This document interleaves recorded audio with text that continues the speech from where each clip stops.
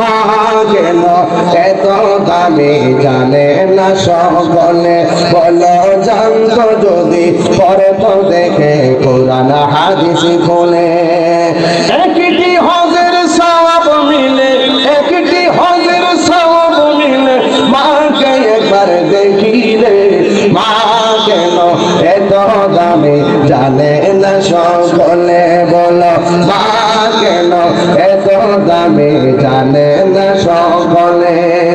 দুটি বছর পানি করালো মায়ের বুকের দুধ কোলে পিঠে নিয়ে আমায় দিতেন কত সুখ দুটি বছর পানি করালো মায়ের বুকের দুধ কোলে পিঠে নিয়ে আমায় দিতেন কত সুখ সেই মাকে কষ্ট দিলে সেই মাকে কষ্ট দিলে খোদার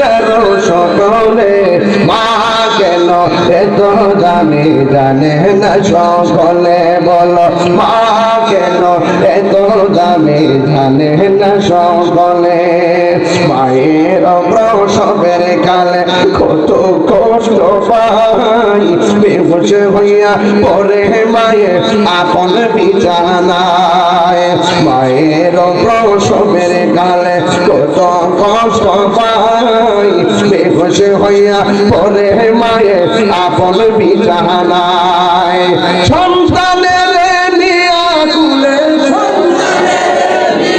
কোলে প্রসবে তা বলে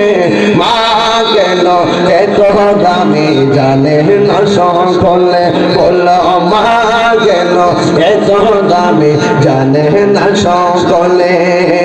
জানতো যদি পরত দেখে কোরআন হাদিস বলে একটি হজের সওয়াব মিলে ইলে মাকে একবার দেখিলে দেখিলে মা কেন এত দামে জানে না সকলে বলো মা কেন দামি জানে না সকলে জোরে জোরে কি আল্লাহু আকবার বলা যাবে না হায়রে বিদায় বেলায় কথা না বললে কথাই হবে না আজকে পোলাপান চাকরি করে ফ্যাক্টরিতে ইন্ডাস্ট্রিতে চাকরি করে কিন্তু বিয়ে করার পর মা বাবার এক ঘরে ভাড়াইয়া আলাদা হইয়া যায় নিজে চাকরি করে সংসার হইয়া চলে মা বাবার খবর নেই না আল্লাহর কসম করে বলি 10,000 টাকা রুজি কইরা তোমার পোলাও কুরমা খাওয়ার দরকার নাই 3,000 টাকা রুজি কইরা মা বাপ লইয়া গাছতলার ভিতরে শুটকির ভর্তা দিয়া খাও এটার ভিতরে রহমত কম না বেশি কারণ এই জন্য মা বাবার দিকে তোমাকে রাখতে হবে আল্লাহ রাব্বুল আলামিন কোরআনে বলেছেন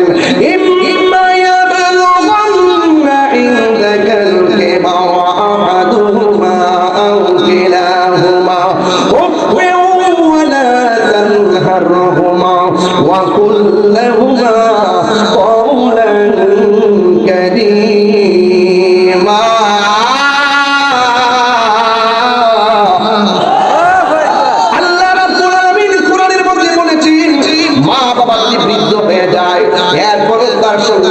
ব্যবহার করা যাবে না আপনারা বলেন মা বাবার সঙ্গে ভালো ব্যবহার করতে হবে এই সিদ্ধান্ত কি মোল্লার নাকি আল্লাহ মা বাবা মনে কষ্ট দিয়া তাহিরি কাছে মুরিদ হইয়া আব্বা আব্বা করবা শরীর মাসলিয়া যাইবা তোমার মতো মুরিদ তাহিরি দরকার নাই কথা বলেন ঠিক কিনা মায়া বলে জামা যার দোয়া থাকলে তুমি মদিনা যাইতে পারবা আল্লাহর হাবিব বলেন মা বাবার চেহারা দিকে একবার নেক নজরে তাকায় তার আমলনামায় কবুল হজের সওয়াব দেওয়া হয় এই জন্য মা এমন একটা সম্পদ যার পেটের ভিতরে আমি ছিলাম মা মানুষ নিয়ে গল্প করতেছিল গল্পের ভিতরে হঠাৎ করে মার চোখ দিয়ে পানি ঝরে ঝরে পড়ছিল মায়ের চোখ দিয়ে পানি পড়ছিল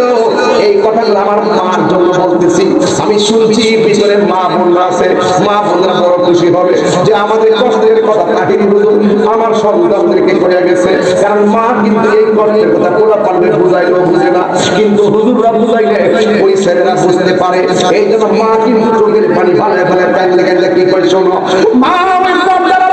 চোখের পানি ফেলে হায় রে বলতেছে কাহিনী তার মায়ের জন্য কেমনে চোখের পানি ফালায় কান্দে। আমার পুলারে দিয়ে একদিন দেখলাম না, আমার পালা মা কইয়া ডাক দিত, খবরদার মার কদরে দেয় আজকে মাছ খাইবেন। আপনি যখন মার পেটের মধ্যে ছিলেন, ওই মা দুঃখিনী তখন পেটের মধ্যে রাইখা গল্প করতেছেন, হঠাৎ করে আমার চোখ দিয়া পানি পড়তেছে, দর দর করে পানি পড়ে, শাড়ির আঁচল দিয়া পানিগুলো মুছে, এই পানিগুলো মুছে মুছে যখন বসে আছে, ওই মহিলা ডাক দিয়ে কয়, কি ব্যাপার তুমি আমাদের সঙ্গে গল্প করতেছো, হঠাৎ করে তোমার চোখের মধ্যে কেন পানি দেখা যায়? মা ডাক দিয়া বলে, জগতের মা,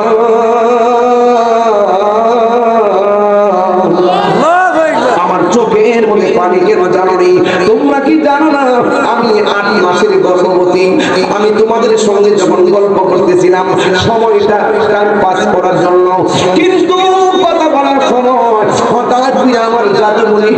আমার পেটের মধ্যে এমন একটা লাথি মারছে, শরমে কাঁদতে চাইছিলাম না, এরপর চোখের পানি আমি ধরে রাখতে পারি নাই, এমন করে আমার লাথি মারছে, আমার চোখের পানি আমি আর আটকায় রাখতে পারি নাই, আমার মনে ব্যথার কারণে পানি ঝরে গেছে। ও বন্ধুরি,